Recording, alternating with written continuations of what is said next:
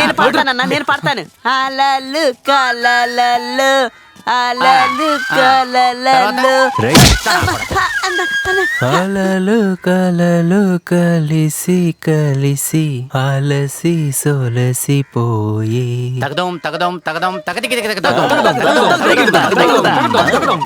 పగలు రేయి ఒరిసే మెరిసే సంధ్యారాగంలో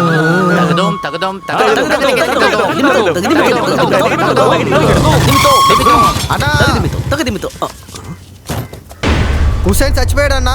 హుసేన్ సావుకి శేఖరే కారణం వాడిని ఎతుకుతున్నారన్నా.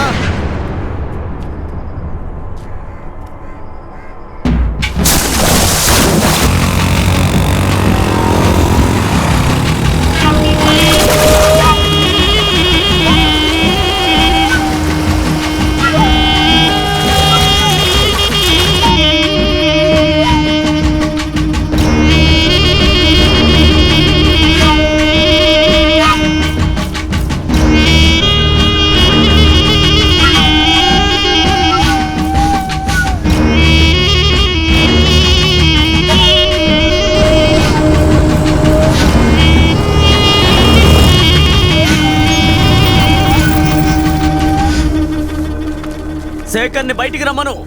హుసేన్ చావుకి కారణమైన వాడు సమాధానం చెప్పి తీరాలి. బయటికి రమ్మను వాణ్ణి. నేనే వాడిని లేపేలేదు, వదిలేనా? వీళ్ళందరినీ కూడా లేపేసి నేను లోపలికి వెళ్తాను. వీళ్ళని రై నోరు మూసుకోరా. సమస్య వేరే విధంగా వెళుతుంది. రై వీడిని చూసుకుంటారా.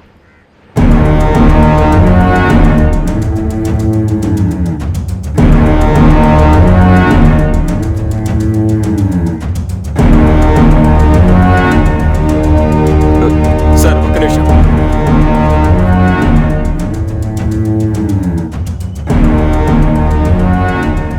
బాయ్, హుసేన్ని శేఖరే చంపాడనే దానికి ఆధారం ఉందా? పోస్ట్ మార్టం జరుగుతుంది, రిపోర్ట్ రానిండి, తర్వాత ఆలోచిద్దాం.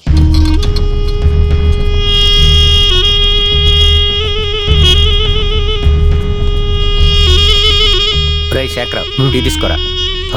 అలాగే అందరికీ ఇవ్వరా బాబు.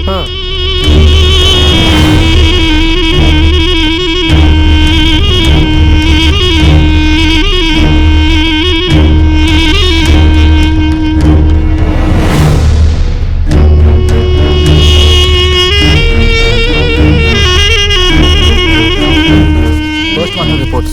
By verifying all the references, that is known as the patient Mohammed Hussain died of epilepsy. Since he was the long-time epilepsy patient, he died of epilepsy, so the death is natural. Doctor, తెలుగులో చెప్పండి. శేఖర్ బండెక్కు. ఇది ఒక సాధారణ మరణం, ఏ హత్య కాదు. పక్షవాతం ఉండడం వల్ల నీళ్ళలో చాలాసేపు ఉండడం వల్ల చనిపోవడం జరిగింది.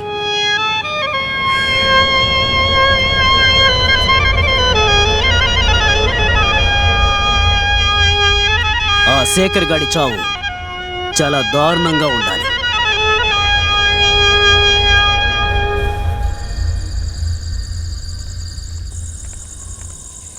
కొన్ని రోజులకి మన వాళ్ళు ఎవరో ఒంటరిగా వెళ్ళొద్దు. ఒకళ్ళు ఇద్దరు కలిసే వెళ్ళండి, అర్థమైందా? సరేనా? రేయ్, శేఖర్ ఒంటరిగా వెళుతున్నాడు రా. రేయ్ ముద్దురాజు, నువ్వు వాడితో వెళ్ళరా. సరేనా?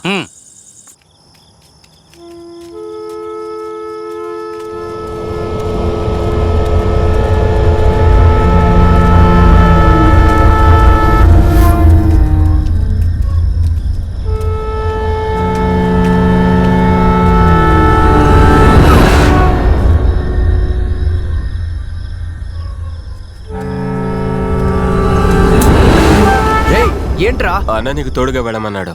కొట్టానంటే ఎవరికి రా తోడు? చంపేస్తాను, వెళ్ళు పో.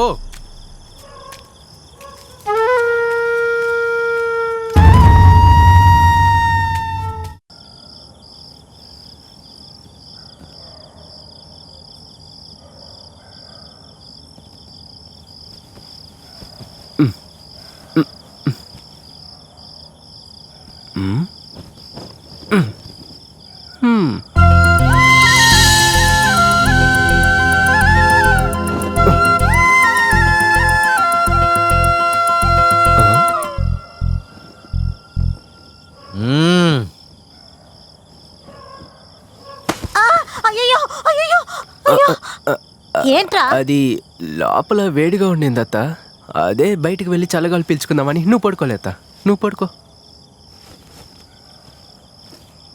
ఏమిటి వీడు ఇంత చలిగా ఉంది, నేలంతా చల్లబడిపోయింది, వేడేంటి వేడిగా ఉందంటున్నాడు. ఈయనొకడు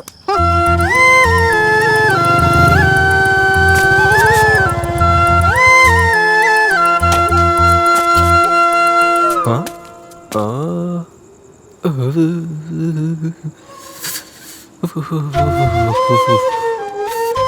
చలిగా ఉంది, బాగా చలిగా ఉంది. ఎప్పుడు పొద్దుపోతుంది, తను ఎప్పుడు బయటకు వస్తుంది, ఎప్పుడు ముగ్గు వేస్తుంది, అది నేను ఎప్పుడు చూసేది.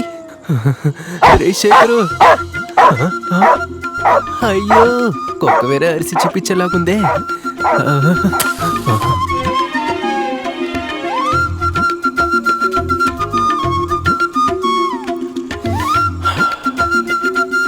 ప్రేమ అంటే ఊరికేనా రా శేఖరు? ఈ చలి వర్షం అంతా చూస్తే ప్రేమలో గెలవగలవంట్రా. వదిలేరా, దాని కోసం ఏదని చేస్తాడు రా ఈ శేఖరు.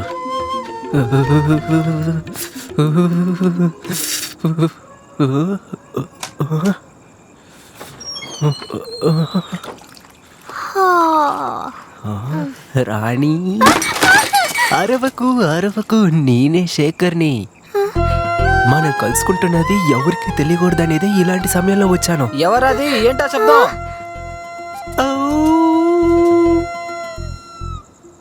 ఎవరు రాకముందే నేను వెళ్ళిపోతాను. డైలీ ఈ టైంకే ఇక్కడికి వస్తాను.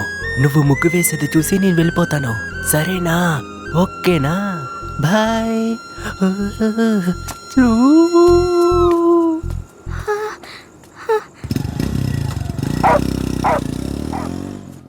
అవునవును. నమస్తే అన్న. మీరు ఒక 4:30కి మీటింగ్ ఏర్పాటు చేసేయండి. సరే. నమస్తే అమ్మా. ఓకే ఓకే, నేను షార్ప్గా 4:30కి వచ్చేస్తాను, వాళ్ళు వచ్చేస్తారు. రా నటరాజ్. నమస్తే అమ్మా. అమ్మా, చెల్లెమ్మ చెప్పింది ఈ నెల వడ్డీ కట్టలేకపోయాం, వచ్చే నెల కలిపి కట్టేస్తామమ్మా. నేను నిన్ను దానికి రమ్మలేదు నటరాజ్, మీ చెల్లెలు రాణి గురించి మాట్లాడదామని రమ్మన్నాను. ఏంటమ్మా?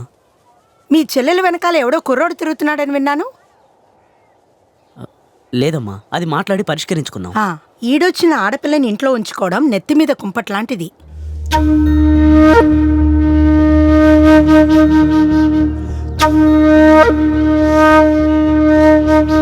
కార్తీక్, పిలుస్తానమ్మా. అమ్మగారు పిలుస్తున్నారు, రండి.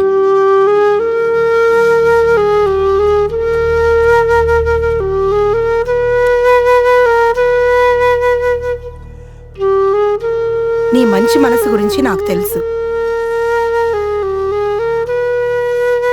నాతో చెప్పారు, నువ్వు ఇంకా ఇలా శ్రమ పడకూడదనే నీతో చెప్తున్నాను.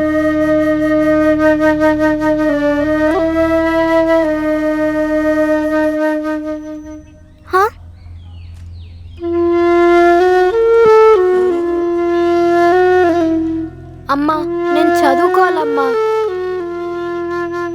మీ చెల్లెల్ని +2 తర్వాత చదివించబోతున్నావా? దానికి కావాల్సిన డబ్బు అర్హత నీకుందా? ఎలాగో పెళ్లి చేసి పంపిస్తావు. ఆ సమయంలో పెళ్లి కొడుకు ఎత్తుకుతున్నప్పుడు దీన్నే కారణంగా చూపి ఎవరూ రాకపోతే? నీ మంచి మనసు గురించి నాకు తెలుసు. మీ అన్న ఏది చేసినా నీ మంచి కోసమే చేస్తాడమ్మా.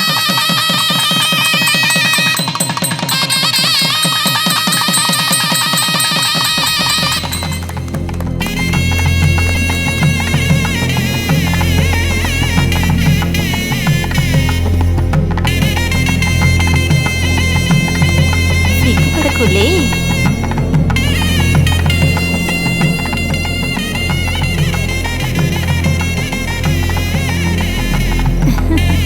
పాలు చొప్పివ్వు. వెళ్ళవే వెళ్ళవే వెళ్ళు.